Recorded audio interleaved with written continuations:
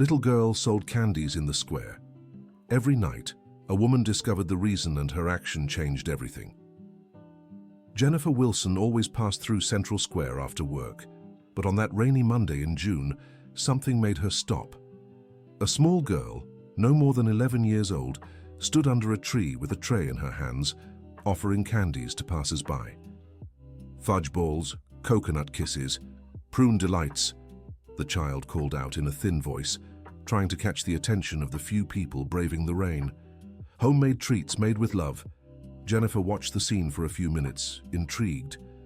The girl wore a faded grey shirt and patched-up pants, but there was something in her eyes that stood out, a determination that didn't match her age. "How old are you?" Jennifer asked, stepping closer. The girl lifted her face, revealing cheeks smudged with dirt mixed with rain. 11, Mom. Would you like to buy some candy? Only $2 each. And does your mother know you're here? Emily quickly lowered her eyes, a sign Jennifer took as a lie. She's working. I help by selling the candies she makes.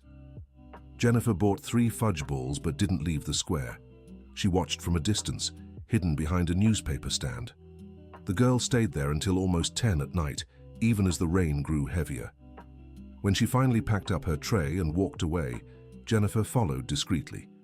Emily turned down a narrow street in the Riverdale neighborhood, one of the poorest parts of the city.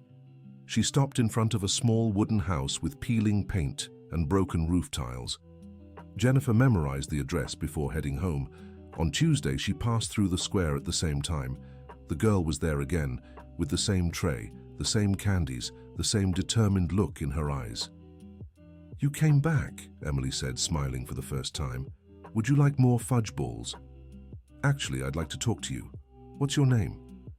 "Emily Thompson Parker." "Emily, why do you sell candies here every night?" The girl's smile faded. She glanced around as if searching for an escape. "Like I said, ma'am, I help my mom." "Does your mom know you're here until 10 at night?" Emily fell silent, nervously rearranging the candies on her tray. Jennifer decided to change tactics. At 38, as the manager of a clothing store downtown, she was used to handling people. But children were new territory for her, having never had kids of her own. "All right, I won't ask anymore. But I'll buy all your candies today." Emily's eyes widened. "All of them?" "All of them." "How many are there?" Emily quickly counted. 27, Mom." "That's $54 then." Jennifer held out the money, but Emily hesitated. "You're really going to eat all that?" "I'll give them to my store employees tomorrow." Emily took the money with trembling hands, as if she couldn't believe what was happening. "Thank you, ma'am. Thank you so much. Now tell me, Emily, why do you need to sell candies every night?" The girl hesitated for a long moment, before sighing deeply. "It's for my Grandma Margaret's medicine. She has diabetes, and the medicine is expensive. My mom works as a cleaner, but what she earns isn't enough." Jennifer's heart tightened. The story made sense, but something still didn't add up. "And where does your mom think you are right now?" Emily lowered her head. She works nights too. She cleans offices downtown, only comes back early in the morning. She thinks I'm asleep." "You sneak out?" "It's the only way to help, Mom. Grandma's medicine costs $120 a month. My mom can't afford it anymore." Dear listener, if you're enjoying the story, don't forget to like and especially subscribe to the channel. It helps us a lot as we're just starting out. Now, continuing. Jennifer spent the night thinking about Emily's situation. On Wednesday, she returned to Central Square, but the girl wasn't there. Worried, she went to the street where she'd seen Emily enter, but couldn't muster the courage to knock on the door. On Thursday, Emily reappeared, but she seemed different. Her eyes were red, as if she'd been crying heavily. "Emily, what happened?" "My mom found out I've been going out at night. She got really angry, said she'll pull me out of school if I keep doing it. She's right, a girl your age shouldn't be out on the streets so late." Emily turned to Jennifer with tears in her eyes. "But you don't understand. If I don't sell the sweets, my grandma will stop taking her medicine. She already said she'd rather stay sick than see us struggle." The situation was more complicated than Jennifer had imagined. She decided to take action. "Emily, How much does your mom need for your grandma's medicine? $120 every month, Mom. What if I gave you that money? Emily shook her head firmly. My mom wouldn't accept it. She's too proud. Says she won't take handouts from anyone. Jennifer grew thoughtful. She knew that kind of pride well. Coming from a modest family herself, she understood how hard it was to accept help from strangers. What if it wasn't a handout? What if it was a job? What kind of job? Your mom could make some sweets for me to sell in my clothing store. I'd pay well for them. Emily seemed hopeful for a moment, but her expression soon turned sad again. She doesn't have time to make more sweets, Ma'am. She works all day. Jennifer went home frustrated. She wanted to help, but didn't know how. She decided to speak directly to Emily's mother the next day. On Friday, she went to the Parker family's home. It was even more run down than it looked from afar. The paint was completely peeling, some boards were loose, and the small front yard was overgrown with weeds. She knocked carefully. A woman who looked about 40 answered, her face tired and hands calloused. Good evening. Are you Emily's mother? I am. Who are you? My name is Jennifer. I need to talk to you about your daughter. The woman's expression hardened immediately. Did Emily do something wrong? No, nothing like that. May I come in? Amanda, as she introduced herself, invited Jennifer into the small living room. The house was simple but very clean and tidy. On the old but well-kept sofa sat a white-haired woman. This is my mother, Mrs. Williams, said Amanda. Nice to meet you, Jennifer greeted. Emily came running from the kitchen and froze when she saw Jennifer. You came here? I came to talk to your mom about the sweets you sell at the square. Amanda's face flushed with anger. Emily, didn't I tell you to stop this nonsense? Mom, please, let her speak, Emily pleaded, tears in her eyes. Jennifer took a deep breath and told the whole story. How she met Emily, how often she'd seen her at the square, why the girl was selling sweets. Amanda listened silently, her face growing tenser. Emily, go to your room, Amanda said when Jennifer finished. But Mom... Now! Emily left with her head down. Mrs. Williams, who had stayed quiet, cleared her throat. Amanda, the girl was only trying to help. Mom, please stay out of this. Amanda turned to Jennifer. Mom, I appreciate your concern, but we don't need charity. We'll figure things out ourselves. It's not charity, Jennifer insisted. It's work. Your sweets are delicious. I'm sure they'd sell well in my store. I don't have time to make extra sweets. I work 12 hours a day to support this family. What if I could find you a better job? Amanda laughed bitterly. Mom, with all due respect, you don't know me. I only studied up to 5th grade. I don't know how to do anything besides cleaning. Jennifer Wilson was starting to feel frustrated. Every time she offered a solution, she hit another roadblock. Amanda, your daughter is risking herself on the streets every night because of your mother's medicine. Don't you think we should find a solution together? My daughter won't go out at night anymore. I'll lock the door if I have to. What about Mrs. Margaret's medicine? Mrs. Margaret struggled to rise from the couch. I don't need the medicine. I've lived long enough without it. Mom, don't say that, Amanda said, visibly emotional. It's true, dear. I don't want Emily putting herself in danger because of me. Jennifer realized the situation was spiraling out of control. She stood up to leave. I'll leave my card. If you change your mind, you can call me. Amanda took the card politely, but Jennifer was sure it would go straight in the trash. On Saturday, Jennifer couldn't stop thinking about the Parker family. She decided to go back to Central Square to see if Emily would show up, but the girl wasn't there. She wasn't there on Sunday either. On Monday, she passed by the square at the usual time. Nothing. She started to worry. On Tuesday, she finally saw Emily, but she wasn't selling sweets. She was sitting alone on a bench, staring at the ground. Emily, Jennifer called as she approached. The girl lifted her face. She looked even thinner with deep dark circles under her eyes. Hi, Mrs. Wilson. Why aren't you selling sweets? My mom hid all the ingredients. She said if she caught me on the streets again, she'd send me to my aunt's house in another city. Jennifer sat beside the girl. And how's your grandma? Emily started crying. She stopped taking her medicine. She says she feels fine, but I know she's lying. Yesterday she got sick and almost fainted. Emily, let me try talking to your mom again. It's no use, ma'am. She doesn't change her mind easily. Jennifer stayed sitting with Emily for an hour, trying to comfort her. When she got up to leave, she had an idea. Emily, where does your mom work at night? At the office building on Main Street. Why? Just curious. Truthfully, Jennifer had decided to look for Amanda at work. Maybe away from home, she'd be more open to talking. On Wednesday night, she went to the office building on Main Street. She found Amanda cleaning one of the offices on the 3rd floor. Ma'am, what are you doing here? Amanda asked, clearly surprised. I came to try one more time. Amanda, your daughter is suffering so much, and so is your mother.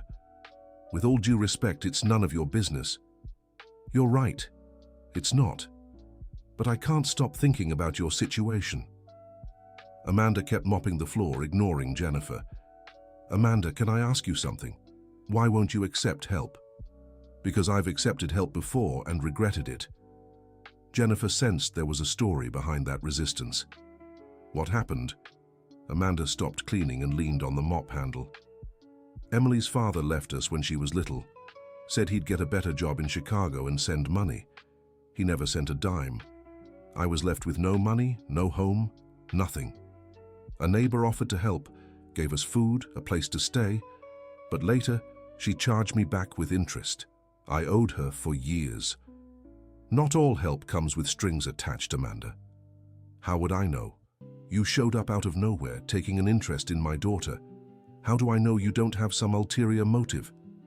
Jennifer finally understood Amanda's resistance. It wasn't just pride, it was fear. Amanda, I get your concern, but think about Emily. She's desperate to help her family. That's exactly why I can't accept your help. If I do, I'll be teaching my daughter that the solution to our problems comes from others. What if the solution came from your own work? What do you mean? Jennifer had thought of a new strategy. What if I bought your sweets to resell? I'd pay a fair price, you'd have extra income, and I'd have quality products to offer. I already told you I don't have time to make extra sweets. What if Emily helped you on weekends, for example? Emily has to study. She can do both. Some sweets on Saturday, study on Sunday. Amanda fell silent for a moment. How much would you pay? It depends on the quantity, but it could be enough to cover your mother's medicine. You'd really sell the sweets in your store? Of course. My customers love homemade products. Amanda sighed. I'll think about it.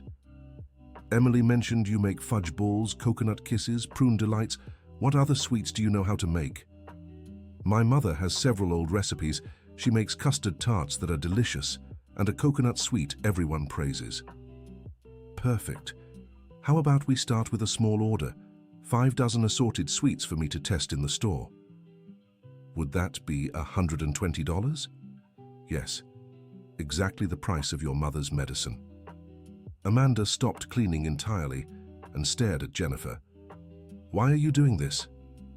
Because I know what it's like to struggle. My family also went through hard times when I was a child. You were poor too. Very. My father lost his job when I was 12. My mother had to work as a maid to support the family. I know how hard it is to accept help when you have pride. Amanda was silent for a long moment. If I accept, it'll only be for my mother. She needs the medicine. Of course, it's a fair deal. You make quality sweets, I pay a fair price. When do you want them? How about next Saturday? All right, but there's one condition. What? Emily can't know you came to me. I don't want her thinking she can go around telling our problems to strangers. Deal. Jennifer left the building feeling hopeful for the first time in weeks. She'd finally found a way to help the Parker family without hurting Amanda's pride. On Thursday, she passed by the square and found Emily on the same bench. Hi, Emily. Hi, Mrs. Wilson. Do you always come here now? Sometimes. How's your grandmother? The same.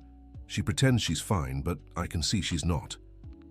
Jennifer wanted to tell her about the deal with Amanda, but she'd promised to keep it a secret. Emily, I'm sure everything will work out. I don't know, ma'am. My mum is really mad at me. She barely talks to me at home. She's just worried about you. I know, but I'm worried about Grandma too. And how are your studies? Hard. I can't concentrate knowing Grandma needs the medicine. Jennifer spent the rest of the week anxiously waiting for Saturday.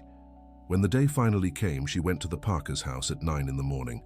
Amanda answered the door with an apron stained with sugar. "Good morning, Mrs. Wilson. The sweets are almost ready." "Great. May I come in?" In the kitchen, Mrs. Williams was finishing the last fudge balls. Emily was beside her, placing the sweets in paper cups. "Good morning, Mrs. Williams, Emily." "Good morning, Mom," they both replied. "My mom agreed to make sweets for you to sell in the store," Emily said excitedly. "Isn't it great?" "It is," Jennifer answered, glancing sideways at Amanda. "I'm sure my customers will love them." Mrs. Williams approached with a shy smile. "Ma'am, I made some custard tarts too. If you don't like them, you don't have to pay for them." Jennifer tried one of the tarts. It was delicious. "Mrs. Williams, this is the best custard tart I've ever had." "Thank you, ma'am. It's my grandmother's recipe." Jennifer paid the agreed $120 and took the sweets. On Sunday, she put some in the store to test the customers' reactions. To her surprise, they sold out in 2 hours. Dear listener, if you're enjoying the story, don't forget to like and especially subscribe to the channel. It really helps those of us just starting out. Now, continuing. On Monday, she called Amanda. "Amanda, they sold out. My customers love the treats. Can I order more for next week?" "Really? Everything sold out?" "Everything. Your mum's custard tarts were a hit. 3 customers placed special orders." On the other end of the line, Jennifer heard Amanda sharing the news with her family. Mrs. Williams cheered with joy in the background. "Mrs. Wilson, can I ask you something?" "Of course." "Do you really think this could work? This candy business?" "I'm sure of it. But let's take it slow. How about we start with 2 orders a week?" "All right. I'll talk to my mom." Over the next few weeks, the arrangement worked perfectly. Mrs. Williams and Emily made the treats on Saturdays. Amanda helped when she got off work, and Jennifer sold everything in the store. Mrs. Williams started taking her medicine regularly again, and her health visibly improved. Emily was more excited at school, and Amanda began to trust Jennifer. But in the 4th week, something went wrong. Jennifer arrived at the store on Monday and found her business partner, Brian, very upset. "Jennifer, we need to talk." "What's wrong, Brian?" "These treats you've been selling here, it has to stop." "Why? The customers love them." "Because we don't have a license to sell food. If the health inspector shows up, we'll be in serious trouble." Jennifer's stomach dropped. She hadn't thought of that detail. "Brian, it's just a few treats. It's not like we're a bakery." "Doesn't matter, it's food. It needs a license. And another thing, you don't consult me about anything. This store is our partnership, not just yours." "You're right, I'm sorry, but the treats are making a profit." "I don't care about the profit. I care about our business license. If we lose it over these treats, we lose the whole store." Jennifer tried to argue, but Brian wouldn't budge. She'd have to stop selling the treats immediately. How was she going to break the news to the Parker family? That night, she went to their house. Amanda greeted her excitedly. "Mrs. Wilson, so glad you came. My mom made extra treats today and Emily got an A on her math test." "That's wonderful, Emily," Jennifer said, trying to hide her worry. "What's wrong, Ma'am?" asked Mrs. Williams. "You look concerned." Jennifer took a deep breath and told them about her conversation with Brian. "So you can't sell our treats at the store anymore?" Emily asked, her eyes filling with tears. "I can't, Emily, at least not at the store." "But what about Grandma's medicine?" the girl asked. "We'll figure it out," Amanda said, though her voice didn't sound very convincing. "I can try selling them elsewhere," Jennifer offered. "Maybe other shops will take them." "Mom, you don't have to trouble yourself," Amanda said. "You've already helped so much, we'll manage." "I don't want to stop helping, Amanda. But you can't keep buying our treats just out of pity." "It's not pity. The treats are really good." "Then why can't you sell them somewhere else?" Jennifer didn't know how to respond. The truth was, selling homemade treats without a license was tricky anywhere. "I'll make it work," she finally said. I just need some time." But weeks passed, and Jennifer couldn't find any place willing to sell the treats without proper documentation. Emily grew sad again at school. Mrs. Williams kept taking her medicine, but Jennifer knew the family's money was running out once more. Amanda went back to working overtime, coming home even more exhausted. A month later, Jennifer was walking through the square when she saw a scene that distressed her. Emily was there again, selling sweets. "Emily, what are you doing here?" "Hi, Mrs. Wilson," said the girl without enthusiasm. "I'm selling sweets again. Does your mother know?" "No. She leaves for work. I leave to sell, just like before." "Emily, this is very dangerous." "I know, ma'am, but we don't have a choice. The money left over from the sweets you bought ran out, and Grandma needs her medicine again." Jennifer felt a surge of anger at herself. She had given the family hope, but then couldn't keep her commitment. "Emily, please stop this. I'll find a solution." "You already tried, Mrs. Wilson. It didn't work." "I'll try again." "How?" Jennifer didn't know how, but she was determined to find a way. In the following days, she researched online about how to legalize homemade sweet sales. She discovered it was possible for Mrs. Margaret to get a micro-entrepreneur license, but the process was bureaucratic and slow. Besides, it required a proper kitchen with certain sanitary specifications. The Parker family's kitchen, though clean, didn't meet the requirements. Jennifer began to feel hopeless. She had created a problem she didn't know how to solve. That's when she received an unexpected call. "Hello, this is Deborah from the Golden Loaf Bakery. I have a customer who said you sell some delicious homemade sweets. I'd like to talk about a possible partnership." Jennifer was confused. "Sorry, but I'm not selling sweets right now."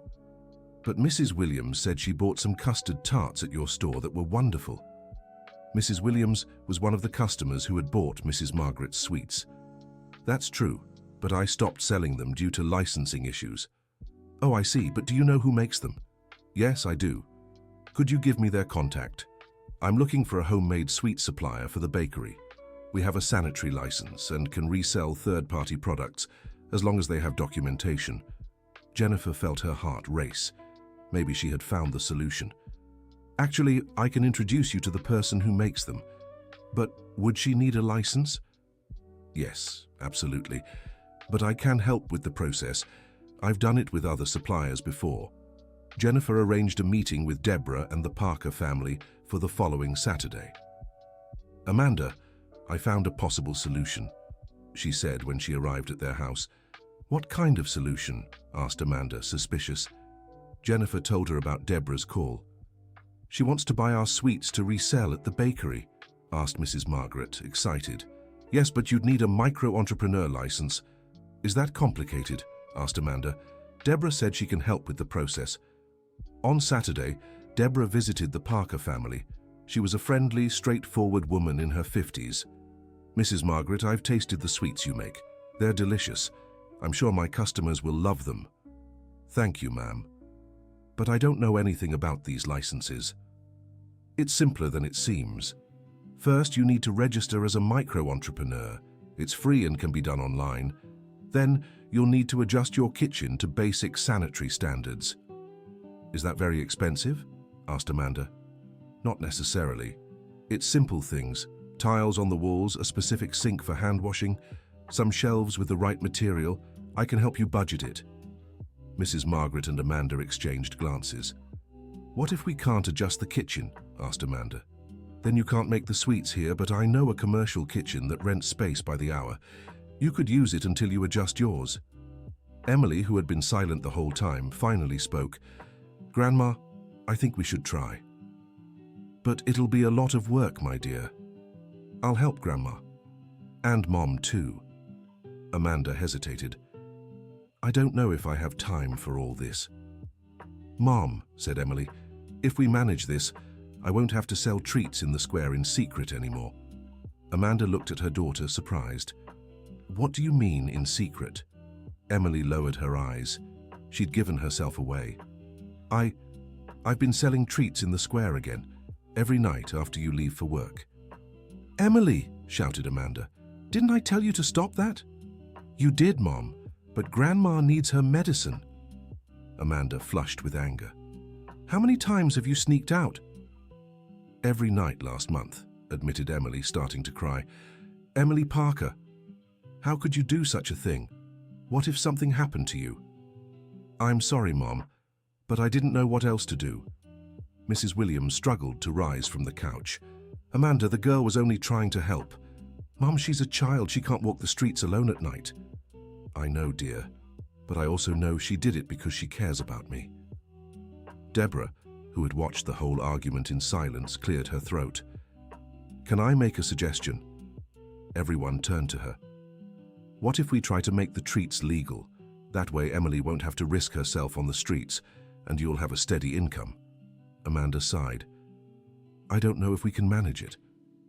"I'll help however I can," said Jennifer. "I can cover part of the kitchen renovation costs." "I don't want to take your money again," said Amanda. "It wouldn't be a gift. It'd be an investment. Once you start selling to the bakery, you can pay me back. And if it doesn't work out—" "It will," said Emily. "I'm sure of it." Mrs. Williams looked at her granddaughter fondly. "Emily, are you sure you want to get into all this? It'll be a lot of work." "I'm sure, Grandma. I want to help our family." "What about you, Amanda?" asked Mrs. Williams. Amanda was silent for a long moment. "All right, we'll try." Deborah smiled. "Great. I'll arrange the kitchen renovation estimate this week." In the following days, Deborah kept her promise. The estimate for the kitchen renovation came to $800. It wasn't cheap, but it wasn't impossible either. Jennifer offered to pay half, and Amanda agreed to cover the other half in installments. But when the renovations began, unexpected problems arose. The first was that the house's electrical wiring was too old and needed replacing before the new equipment could be installed. "That'll cost another $400, said the electrician. Amanda was disheartened. "We don't have that extra money." "I'll pay," Jennifer said immediately. "No, Mrs. Wilson, you've already helped too much." "Amanda, it's an investment. You'll pay me back once sales start." "And if we can't?" "You will. I'm sure of it." The second problem came when the masons started tiling. They discovered the kitchen wall had moisture damage and needed treatment before the tiles could go up. Another $200. The third issue was that the sink piping was clogged and needed replacing. Another $150. In the end, the renovation that was supposed to cost $800 ended up at $1,500. Jennifer covered the difference, but began to worry. She was investing a lot of money in a family she barely knew. What if they really couldn't pay her back?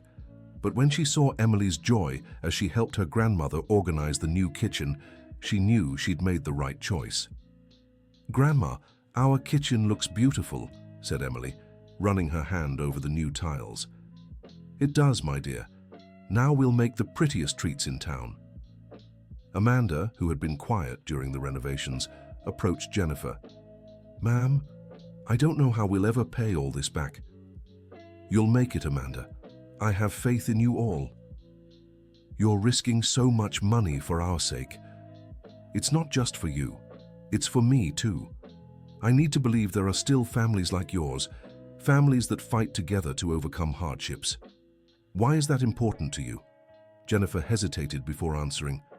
"Because my family fell apart when we faced hard times. My parents split up. My sister went to live with my aunt. I was left alone with my mother. I never had a close-knit family like yours." Amanda was surprised by the revelation. "You don't have any family?" "I do, but we're not close. Everyone went their own way. We never reunited, never fought for anything together again." "And that's why you're helping us?" "I'm helping because I believe in you, and because Emily reminded me of myself when I was little." With the kitchen ready, Grandma Margaret began the process to get her individual micro-entrepreneur license. Deborah helped her with the paperwork, and within 2 weeks, everything was official. The first order from the Golden Loaf Bakery was for 10 dozen assorted sweets. Grandma Margaret and Emily worked all Saturday, and Amanda helped when she got off work. On Sunday, they delivered the treats to Deborah. "They're perfect," she said, tasting a fudge ball. "My customers will love them." She paid $240 for the sweets, more money than the family had earned from this venture in a long time. "We did it, Grandma," Emily shouted, hugging Grandma Margaret. "We really did, my dear." But the joy was short-lived. On Monday, Deborah called with bad news. "Grandma Margaret, I need to talk to you. Can you come to the bakery?" Grandma Margaret went there with Jennifer. "What happened, Deborah?" Jennifer asked. "The treats were delicious, but I had an issue with a customer." "What kind of issue?" "He said he found a strand of hair in one of the fudge balls." Grandma Margaret turned pale. "But that's impossible. I wear a hairnet, gloves, everything's done right." "I know, Grandma Margaret, but the customer made a scene, said he'd report the bakery to the health department." "What now?" Jennifer asked.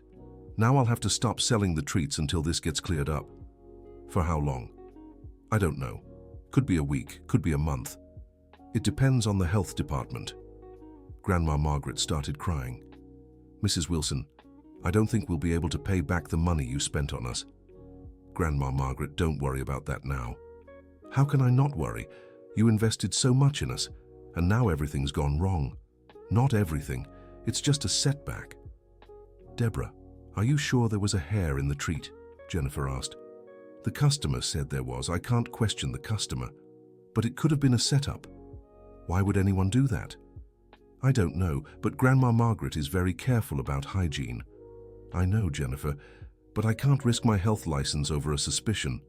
They returned home devastated. Amanda was anxiously waiting for news. "So, how did it go at the bakery?" When they told her what happened, Amanda sank into a chair. "I knew it was too risky. We shouldn't have tried." "Mom, don't say that," Emily said. "It's just one problem. It can be fixed." "Emily, you don't understand. Mrs. Wilson spent so much money helping us. Now we can't pay her back." "Amanda, I already told you not to worry about the money," Jennifer said.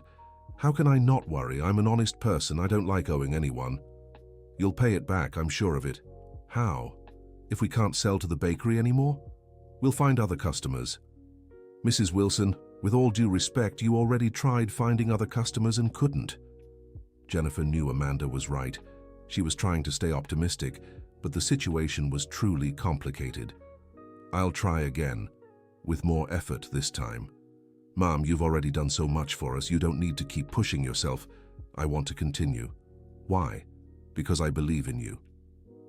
But in the following weeks, Jennifer truly couldn't find another buyer for Grandma Margaret's treats. Most businesses required strict health permits, which the family couldn't afford to obtain. Others simply weren't interested in homemade goods. Emily grew sad again. Grandma Margaret went back to skimping on her medicine, and Amanda returned to working overtime. Jennifer felt guilty for raising hopes she couldn't sustain. Then she received an unexpected call from Deborah. "Jennifer, I have good news and bad news." "Start with the bad."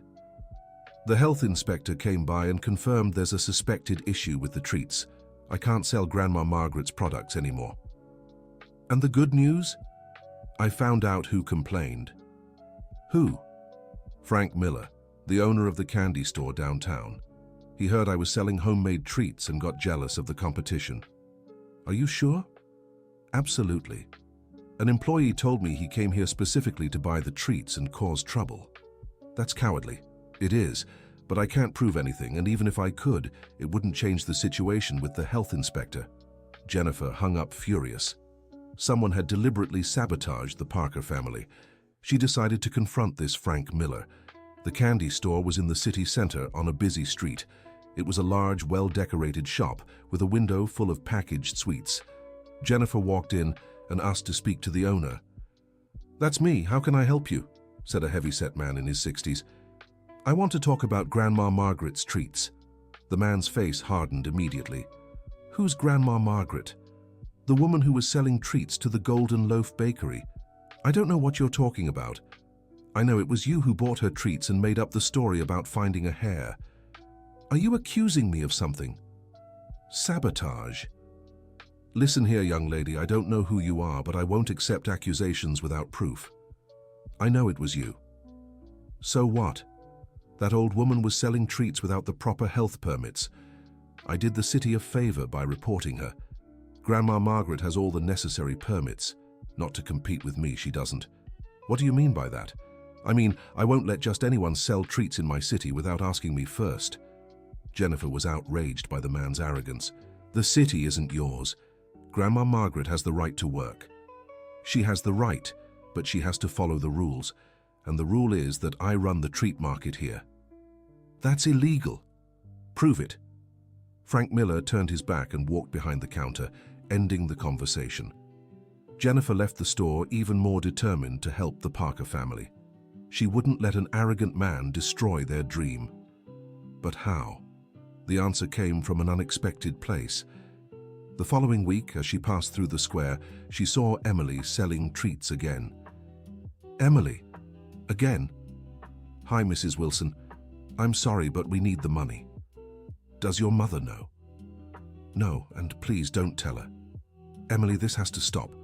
I know, Ma'am, but we don't know what else to do. Jennifer looked at Emily's tray of treats, the same delicious ones as always. Then she had an idea. Emily, how many people pass through here every night? A lot, ma'am. Why? And how many buy your treats? About 10, 15 people. What if we could get more people interested in your grandma's treats? How? Online. Emily didn't understand. What do you mean, Mom? Social media.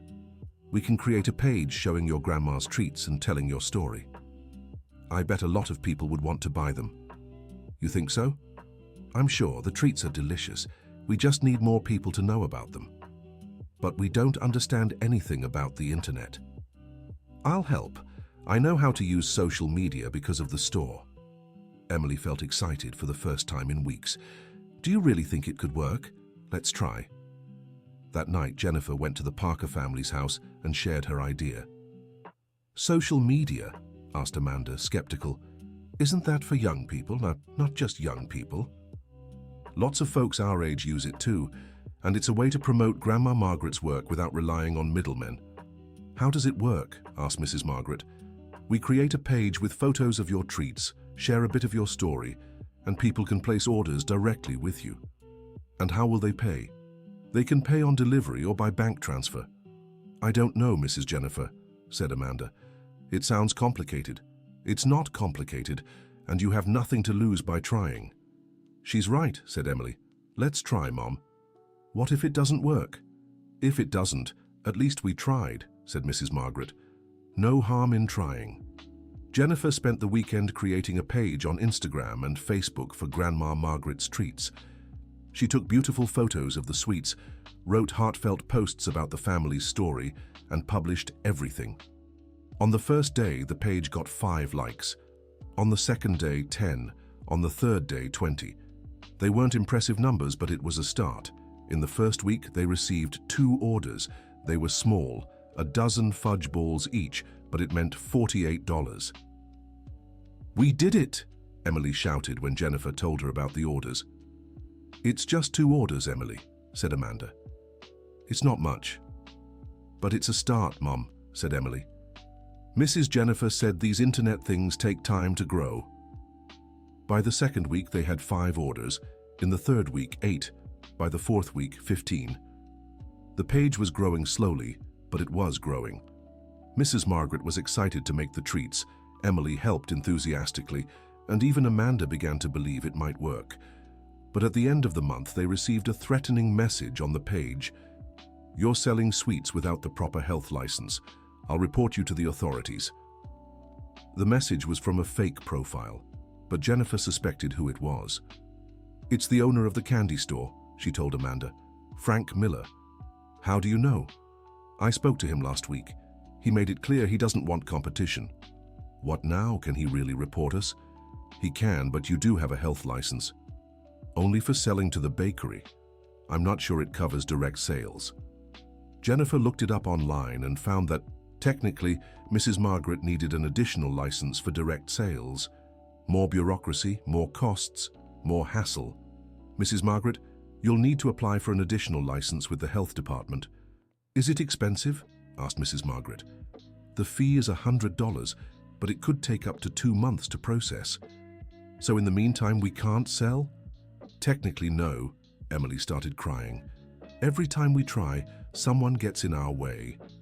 Emily, don't cry, said Mrs. Margaret, hugging her granddaughter. We'll figure it out. How, Grandma? Every time we find a solution, a new problem pops up. Because we don't give up, and we won't give up now. Amanda, who had been silent the whole time, stood up. I'll apply for the license tomorrow. Amanda, that's another $100, said Jennifer. I'll pay. I already owe you so much. Another 100 won't make a difference. You don't owe me anything. Yes, I do. $1,500 for the renovation, plus everything you've spent trying to help us. Amanda, I've told you, it's an investment. Mrs. Wilson, with all due respect, you know we'll never be able to pay all this back. You will, I'm sure of it. How can you be so sure? Because you don't give up. And those who don't give up always find a way.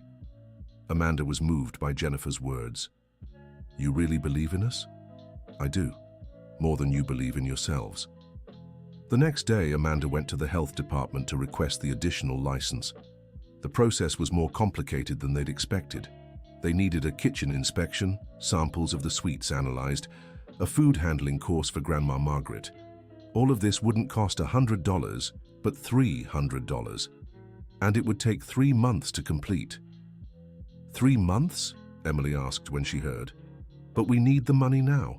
We'll have to wait, Amanda said. What about Grandma's medicine? I'll work more overtime. Mom, you already work too much. There's no choice, Emily. Grandma Margaret, who had overheard the conversation from the kitchen, came into the living room. I don't want anyone working more because of me. Mom, you need your medicine, Amanda said. I do, but not at any cost. What do you mean? Maybe it's time to stop all this fighting. We accept that we can't do it, and that's that.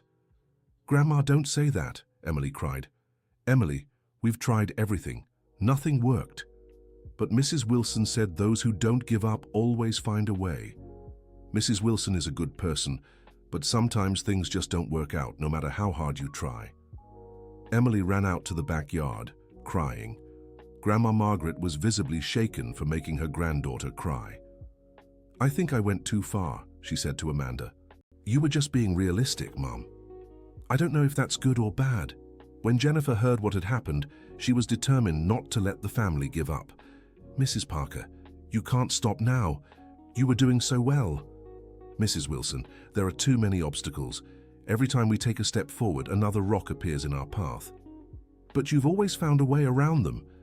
This time, I don't know if we can. It's $300 we don't have, and 3 months of waiting. I'll pay the $300. No, ma'am, we already owe you so much money. Mrs. Parker, this is the last investment. After this, you'll be able to sell legally without fear. And what if it still doesn't work? It will. How can you be so sure? Because I know the kind of people you are. You fight for your family, and those who fight for love always succeed. Grandma Margaret was silent for a long moment. Emily, come here, she called. The girl appeared, her eyes red from crying. What is it, Grandma? Grandma is going to try one more time, but if it doesn't work this time, promise me you won't be sad. I promise, Grandma, but it will work. I can feel it. How can you feel it? Because we don't give up easily, and Mrs. Wilson is on our side. Grandma Margaret looked at Jennifer with gratitude. You really want to pay another $300 for us? I do, and this time I'm sure it will work. Why? Because now we have a weapon we didn't have before. What weapon? Social media. The page is growing every day.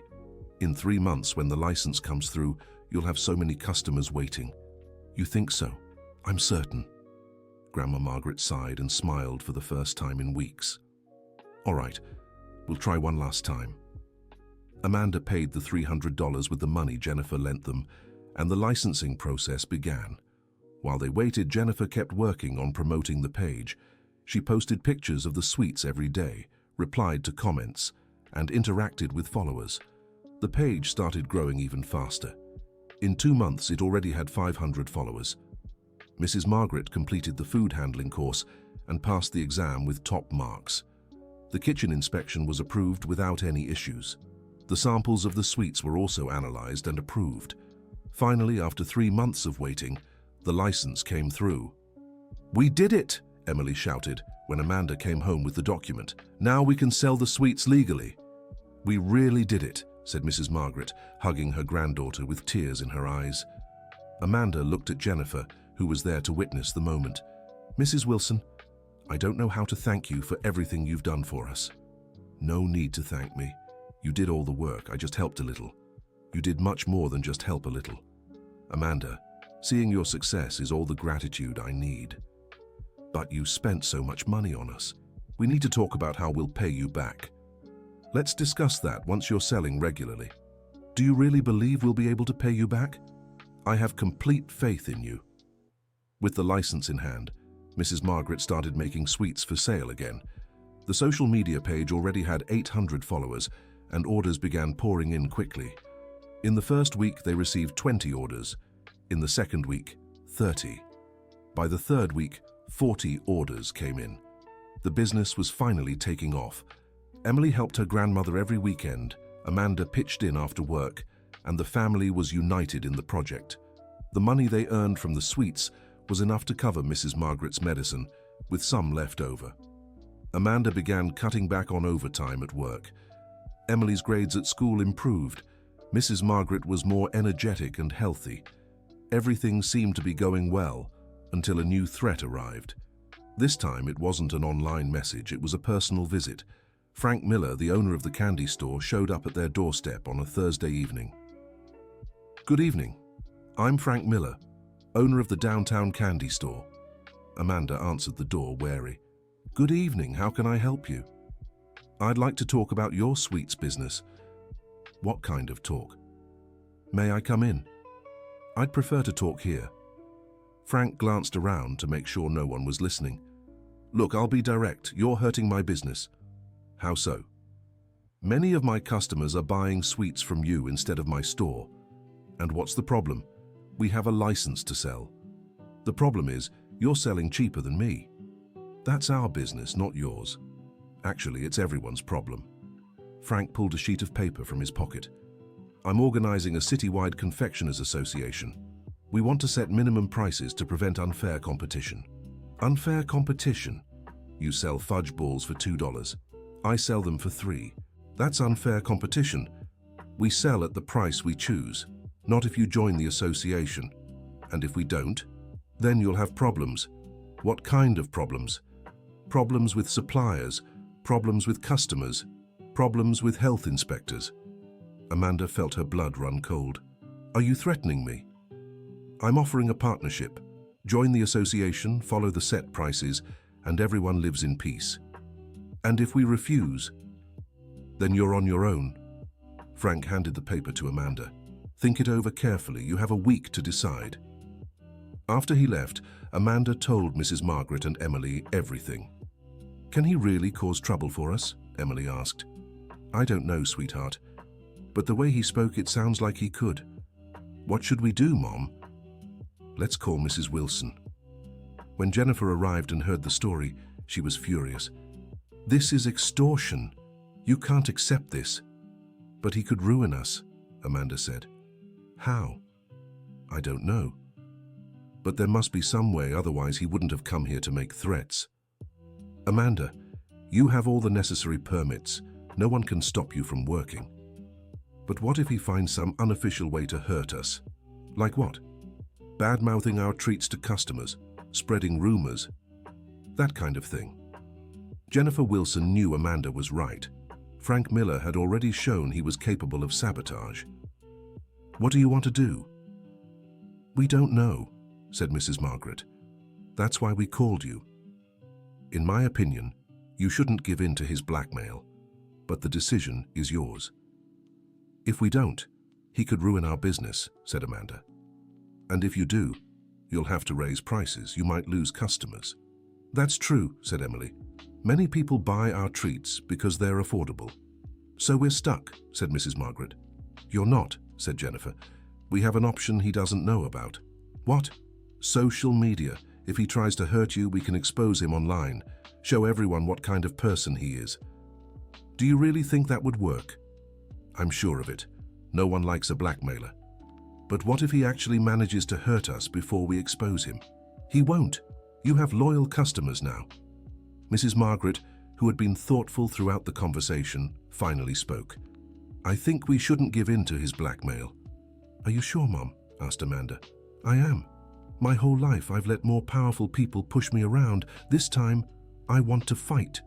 Grandma, what if everything goes wrong? Asked Emily. If it does, at least we'll know we stood up for our rights. Emily looked at her grandmother with admiration. Grandma's right. Let's fight. Amanda sighed. All right, we won't give in to the blackmail. Great, said Jennifer. Now let's prepare for what might come. How so? We'll document everything, record conversations, save messages, note any sabotage attempts. If he tries anything, we'll have proof. The following week, Frank Miller returned for their answer. So, have you decided to join the association? We've decided not to, Amanda replied firmly. Are you sure? Because once I walk out that door, there's no turning back. We're sure. Fine, you've been warned. Mr. Frank, Amanda said before he left, I want you to know we'll document anything unusual that happens to our business from now on. I don't know what you're talking about. Oh, you do? Frank left without another word, but Amanda noticed he was unsettled by the threat of documentation. In the days that followed, the family stayed alert for any signs of sabotage. But nothing happened. Orders kept coming in as usual. Customers remained happy. No issues with suppliers. 2 weeks passed without incident. Maybe he gave up, said Emily. Or maybe he's planning something, said Amanda. Let's stay vigilant, said Jennifer. Then came a strange order.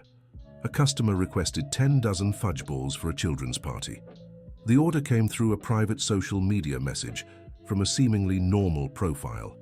The customer said he'd pick them up Saturday afternoon. Mrs. Margaret and Emily spent Saturday morning preparing the fudge balls, 120 in total, their biggest order yet. At 2 in the afternoon, the customer arrived. He was a young man, seemingly ordinary. Are these the fudge balls for the kids' party? Yes, they are, said Mrs. Margaret. That'll be $240. The man paid in cash and took the treats. Everything seemed normal until Monday, when Jennifer got a call from the health department. Ms. Jennifer Wilson? Yes, speaking. This is the health department. We received a complaint about the sweets produced by Mrs. Margaret Parker. What kind of complaint? Food poisoning. Several children got sick after eating fudge balls made by her. Jennifer felt the world collapse around her. What do you mean? That's impossible.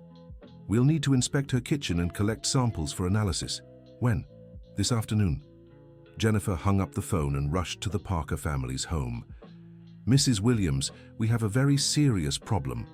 When she told her about the health inspection call, Mrs. Williams turned pale. But how did the children get sick? I made the fudge balls with the utmost care. Mrs. Williams, I'm sure this is a setup by Frank Miller. How can you be so sure? An order for 10 dozen was too big to be real, and it came right after our conversation with him. But the man paid for the sweets. He paid because he needed them to stage this fraud. Fraud? Yes, I'm sure he paid someone to fake the children's illness. But the health inspection will investigate. They'll find out if it's a lie. In the meantime, you can't sell anything else, and your reputation could be ruined. Amanda, who had arrived from work in the middle of the conversation, was frantic. So he really managed to destroy us? Not yet, said Jennifer. We'll fight this. How? First, we'll cooperate with the health inspection. Second, we'll investigate on our own. Investigate what? That customer who bought the 10 dozen. I'm sure he's connected to Frank Miller. How will we find that out? I'll hire a private detective. Mrs. Wilson, that must be expensive, said Mrs. Williams. The cost doesn't matter. I won't let them destroy you with lies. The health inspection arrived at 3 in the afternoon. 2 inspectors examined the entire kitchen, collected samples of the ingredients, and sealed the kitchen until the investigation was complete. How long will we be unable to produce? Asked Mrs. Williams. It depends on the results. It could be a few days or a few weeks. When the inspectors left, the family was devastated. "It's over," said Amanda. "This time it's really over." "It's not over," Jennifer insisted.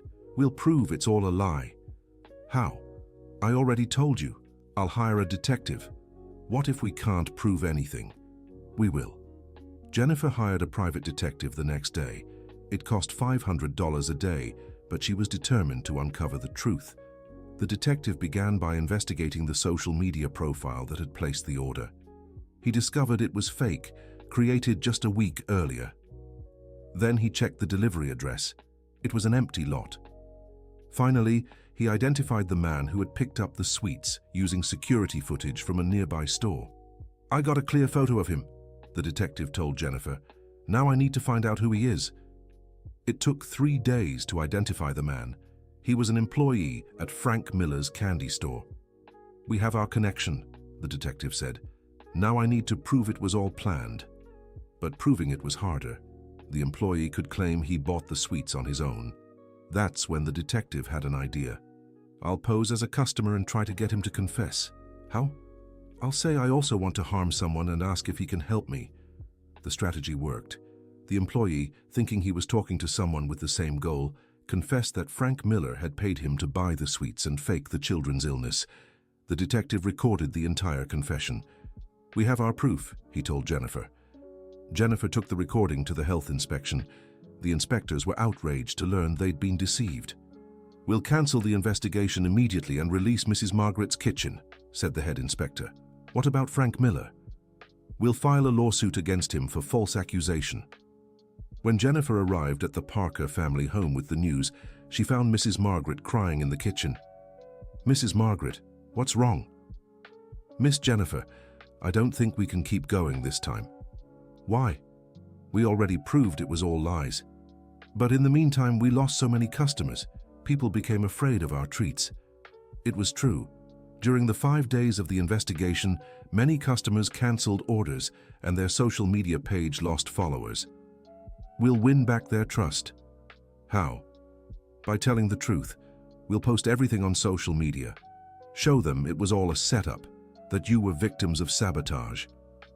"Will people believe it?" "They will. We have proof." Jennifer spent the night writing a long post telling the whole story. She shared it on the Parker family's social media, along with photos of the confession from Frank Miller's employee. The response was immediate and overwhelming. Within hours, the post had hundreds of supportive comments. People outraged by the sabotage, others offering solidarity. The page gained 200 new followers on the first day, 300 the next, 500 by the third. Orders came back stronger than ever. People wanted to support the family that had been wronged. "I can't believe it," said Emily, watching the orders pour in. "We're selling more than before." "People love supporting those who fight injustice," Jennifer replied. "Miss Jennifer," Mrs. Margaret said, "I don't know how to thank you for everything you've done for us. You never gave up. That's all the thanks I need." Frank Miller was sued for false accusation and had to pay a heavy fine. His candy store lost many customers after the story spread through town. The employee involved in the sabotage was fired and fined as well. The Parker family not only kept their business, but saw it grow after the sabotage attempt was exposed. Within 2 months, Mrs. Margaret was making over 100 dozen treats a week. Amanda was able to cut her cleaning work hours in half. Emily earned top grades in school and proudly helped her grandmother every weekend. Mrs. Margaret not only took her medication regularly, but got new tests showing her diabetes was under control. 6 months after it all began, the family finally paid off their debt to Jennifer. "Miss Jennifer," Amanda said, handing her the last payment, "we finally paid everything back." "Amanda, you achieved something much bigger than paying a debt." "What did we achieve?" "You proved that love and family unity can overcome any obstacle." "You really believe that?" "I'm certain. Emily would never have stopped helping her grandmother. You would never have stopped protecting your daughter. Mrs. Margaret would never have stopped contributing to the family. That bond of yours is unbreakable. And you never gave up on us. Because you taught me what a real family looks like." Emily, who had been listening, hugged Jennifer. "You're part of our family now. "Emily's right," Mrs. Margaret said. "You'll always be family." Jennifer was moved. For the first time in her life, she felt she truly belonged. A year later, Grandma Margaret's Treats was one of the most well-known small businesses in town. Mrs. Margaret had taught her recipes to other women in the Riverdale neighborhood, forming a small cooperative. Emily continued excelling in school, dreaming of studying business to help expand the family's venture. Amanda left her job as a cleaner behind completely and dedicated herself fully to the candy business. Jennifer became Emily's unofficial godmother and visited the family at least twice a week. And Frank Miller? His candy store went bankrupt 6 months after the scandal. He had to leave town, destroyed by the very sabotage he tried to inflict on an innocent family. The square where Emily once sold candy behind her mother's back now had a small plaque, "Dreams Come True Square," a tribute from the city to the Parker family's story. Every time she passed by, Jennifer remembered the first night she saw Emily with her tray of treats, determined to help her family at any cost. Back then, she thought she was helping a girl in need.